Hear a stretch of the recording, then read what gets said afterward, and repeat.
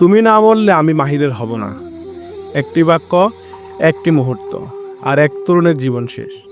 জগন্নাথ বিশ্ববিদ্যালয়ের শিক্ষার্থী জোবায়েদ হোসেনের হত্যাকাণ্ডে উঠে এসেছে এমন হৃদয় বিদারক তথ্য।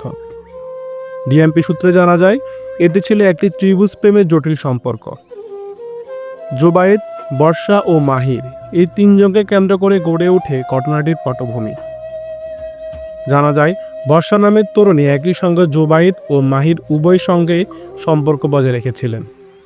তবে ঘটনার কিছুদিন আগে বর্ষা মাহিরকে বলেন, জোবায়েদকে না সরালে তোমার কাছে ফিরতে পারবো না। পরিকল্পনা অনুযায়ী মাহির ও তার দুই বন্ধু জোবায়েদকে হত্যার সিদ্ধান্ত নেয়। ঘটনার দিন মাহির জোবায়েদকে বর্ষার বিষয় নিয়ে কথা বলতে ডাকে। সেখানে কথা কাটাকাটি এক পর্যায়ে শুরু হয় সংঘর্ষ। গুরুতর আহত অবস্থায় জোবায়েদ 2 তলা থেকে উঠে আসে 3 তলায়, যেখানে দাঁড়িয়েছিলেন বর্ষা। রক্তাক্ত অবস্থায় জোবায়েদ অনুরোধ করে বলেন, বর্ষা আমাকে বাঁচাও। কিন্তু বর্ষার জবাব, তুমি না মরলে আমি মাহিরের হব না। পুলিশ জানায়, এটি শুধুমাত্র একটি প্রেমঘটিত অপরাধ নয়, বরং পরিকল্পিত হত্যাকাণ্ড। ঘটনার সঙ্গে জড়িতদের গ্রেপ্তার করে তদন্ত চলছে। Mahmudul Hasan, behind the scene.